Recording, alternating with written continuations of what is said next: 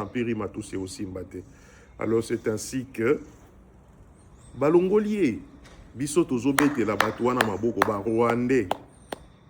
Ba Rwandais ou bavandi pena na Kigali, il y a un régime tous, il y a Paul Kagame alors vice-président de la République, il y a Rwanda, ba ye na mboka na biso. Bazui mituka na biso. Ba violer basi na biso. Na Kinshasa, bazui bandako abatu ba fandi na kati ya ndako wana. Ekomi ya bango ba botoli yango. Quelle récolonisation.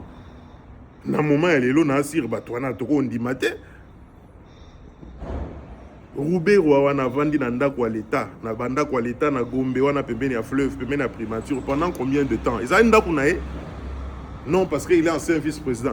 Bemba, là où il habite, Jean-Pierre, est-ce que il habite dans leur résidence, chez eux, en tout cas leur parcelle, il y a Bango, avant d'Akananda quoi l'État. Pourquoi Kakaye, famille, il y a Zaïd Ngoma, famille, il y a Yerodi Abdoulaye, Bavanda Kabaza, ancien vice-président. Donc, on a un bateau, on a un konzabi, on dirait, on tata na bana maman na bamba tikela ki bango. Alors, bateau na bae koya, pe les 2 août, bomoni marambuto, sala. C'était des soldats rwandais qui sont venus pour nous recoloniser. Bomoni. Et loko wana basali une année ba tiamba, tiaba pesi, batu ba sepelaka na langage wana te ou bien ba mo wana yake basi abatusi tout ça même ngamoko na kondanaki, mais c'est une stratégie qu'ils ont utilisée. Je vais pas aller dans des détails. Pour les gens importants. Ces femmes là, nos mamans là tous ils sont des innocentes. Ils ont infiltré dans les services des renseignements, dans l'armée, dans la police, dans des cabinets de ministères, à la présidence. Laurent Désiré Kabila Télémi, Nani, je vais pour se ressaisir, agent na bango double. Remarquez bien depuis que Joseph Kabila a la présidence, et belé bakoma et belé soko landi sikaka. Soko landi pembenia Joseph Kabila. C'est lui qui s'est fait appeler Joseph Kabila.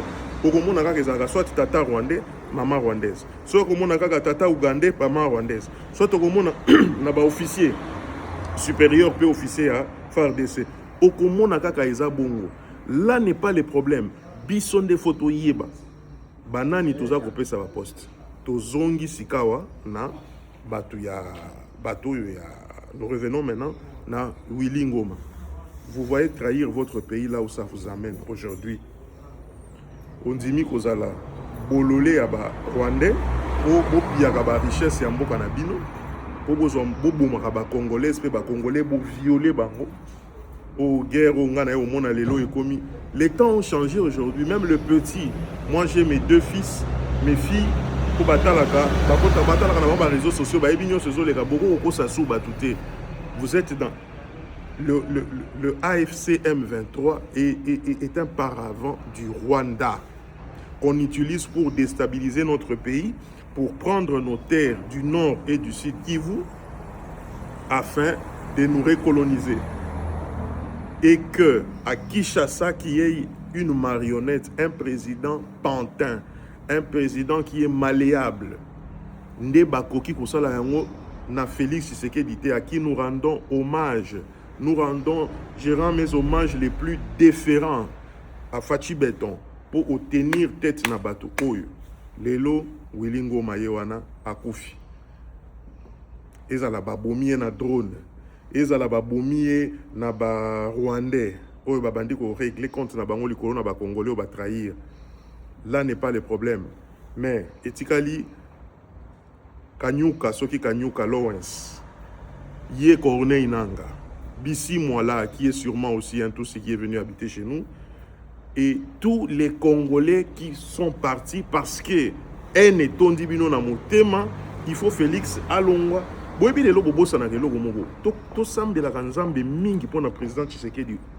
Fléchissons toujours nos genoux et recommandons-les dans les mains de Dieu.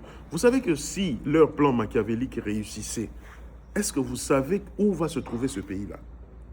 Nzamba batelier makamunyo so basali bango bazoko souhaiter ya kufa ale bamso nazo na bazo basepelaka na liwa ya mutu te bakufa bango nyonso nde ba dirigeaka AFC M23 na bango nyonso bakufa penza ba drone wana soki ba drone soki beza ndenge nini na bakufa bango nyonso fait batika mboka na biso na kimia to tonga mboka na biso. nde bonayo na loba nde bonayo na loba botala ka bino moko ba généraux chef à maison civile et chef à maison militaire à président de la République bah en fonction hein? Chef d'état-major général ou comment il conseiller militaire chef il y a service à renseignement militaire boye batunyo soana oyo boyebi talaka ka banda ba kangi bango botala ndenge makambo ezoko kende donc et ça j'admire toujours la stratégie du président ayebi na yeyo ayebi na ye makambo zo sala ye avant de azota la zozela ba preuve onde ba tie bango frère pour ceux qui bakangaki excusez-moi bango avant et makambo belé to ngai to ebate donc botika ko trahir mboka na bino yango wana na ba mikolo koya tant que la constitution à sika surtout la constitution à sika pour protéger ba poste ya souveraineté et sengeli na biso to bandako la ki sabolingo mboka à partir ya primaire moi nazo kola na kolinga mboka moi nazo ba ke musala soda eza musala moko noble musala moko ezo batela mboka ba valeur wana il faut tiseke dinde abanda ko implémenter yango na pour mandat ezo bandela à zéro nous recommençons à zéro et puis to bandi 7-7 14 pour atika penambogo na vitesse de croisière il y a développement donc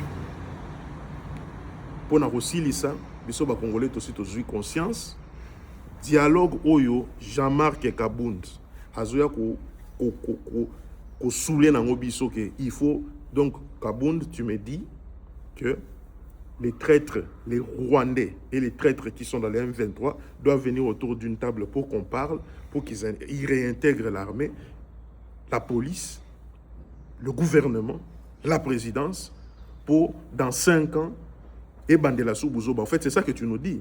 On n'est pas des cons. Tu nous trouves des cons ou quoi? Donc, Ndeyango Bonangana Loba, to sepeli makasi na onyo se comme la traître yamboka.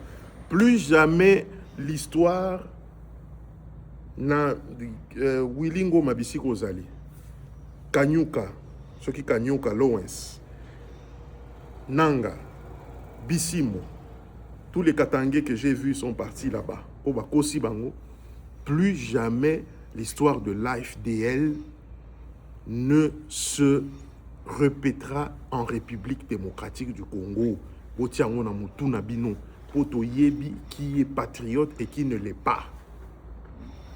Longonia, courage, la force de défense et de sécurité en Boka, au bazar au bunda na front, pour guerre, tout le bélarango, na ba médias, na ba réseaux sociaux, na ba parlement, na boye ba ke guerre, c'est le komongo ma bé ma casse. Alors tant ba to bazo bunda pour na ko libérer ba territoire, pour na ko libérer ba entité où ils ont occupé, il faut to bete la kabango ma boka. N'oubliez pas la sémantique, c'est une agression. Quand une personne vient vous parler des rébellions internes, des causes internes de gouvernance, il y a Gaza porte-parole, il y a Rwandais, il y a Kagame, puis il y a Roubéroi.